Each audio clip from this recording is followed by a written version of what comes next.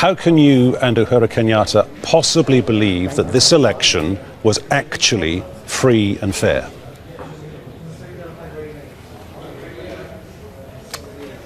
For the record, we have defeated Raila Odinga 3 times in 5 years. Every time we defeated him with a bigger margin. And he has been trying to use extra constitutional means to get into government, and that we have refused. Mr. Ruto, let me interrupt you there for a second, sir. Allow me to interrupt you just for 1 minute. That is not quite an answer to my question. I was asking you, how can you say this election was free and fair? 12 million people chose to or felt they could not vote. Election officials, election observers stayed in their hotels. We saw riots, looting, arson. We saw civilians being killed.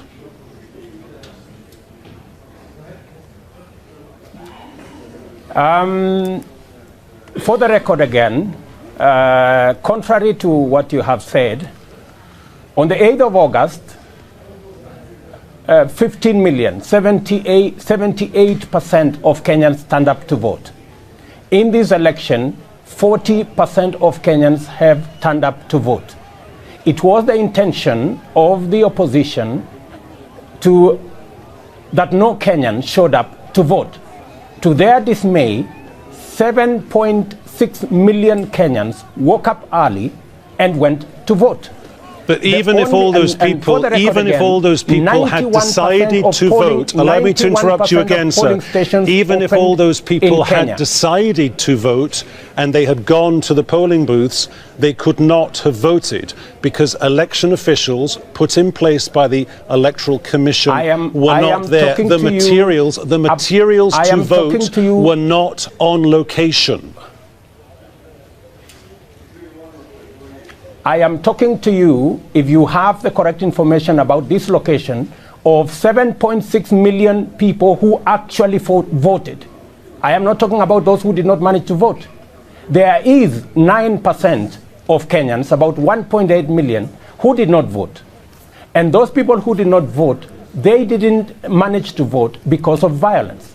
Violence that is sponsored by Mr. Odinga in his region. In fact, he organized militia that stopped citizens from accessing polling stations. He organized militia to stop IEBC officials, electoral material from getting to polling stations, except for 2 constituencies where election material got to the polling stations and citizens voted. Okay. In about 3,000 in a country where the population is 19.6 million. Let me finish. In a country where the population is 19.6 million, should you not, can I suggest to you, be actually talking about the 12 million people who did not vote as opposed to the 7.2 million people who did vote? The correct statistic is when all the candidates were there on the 8th of August, 15 million Kenyans voted. In this election, 7.6 million Kenyans voted. Those who did not vote were asked to boycott the election by the opposition. It is a choice that citizens make. In Kenya, it is not mandatory for anybody to vote. It is a choice that you make. You choose to vote or you choose not to vote. What we are against is Mr. Odinga's use of militia and violence to stop citizens from exercising their democratic constitutional right. And he succeeded in a very small section of Kenya. That is only 9% of Kenya. He managed to stop citizens from voting. 12 million people, sir, not casting a vote is not a small percentage of the country. And you also have a bigger problem here, surely. Before this rerun of the presidential election, the chief of your electoral commission said he was unsure in his heart whether the rerun would be free and fair, and he could not possibly have predicted the scenes of near riots that we saw on the streets. We carried those pictures live on this channel. For your information, the same gentleman you're talking about as I talk to you in this studio now, is presiding over the conclusion of the election results at the Bomas at the National Tallying Center. He subsequently had a meeting with the opposition leader. He subsequently had a meeting with the president and myself, and he subsequently satisfied himself that all security arrangements were in place in 90% of the country. In fact, in the whole country, except in the areas that Mr. Odinga managed to sponsor militia that stopped election officials from accessing polling stations and allowing citizens to vote.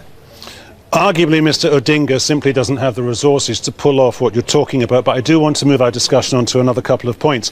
You have a bigger issue here, or you have two bigger issues, can I suggest to you? One, you cannot possibly sustain, Mr. Kenyatta cannot possibly sustain something that may yet be to come, that may chime with what happened in the aftermath of 2008. Point number one.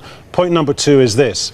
You have a bigger issue here, which is identity politics within Kenya. You have a sizable percentage of your population who feel disadvantaged. Why?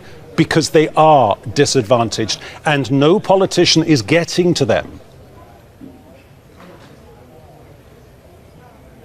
For your information, the Kenyan Constitution ensures, makes it mandatory for every part of Kenya to be included in the management of the affairs of the country. Our Constitution provides for a devolved system of government. It is no longer possible to marginalize any part of Kenya anymore. By Constitution, resources, decision making,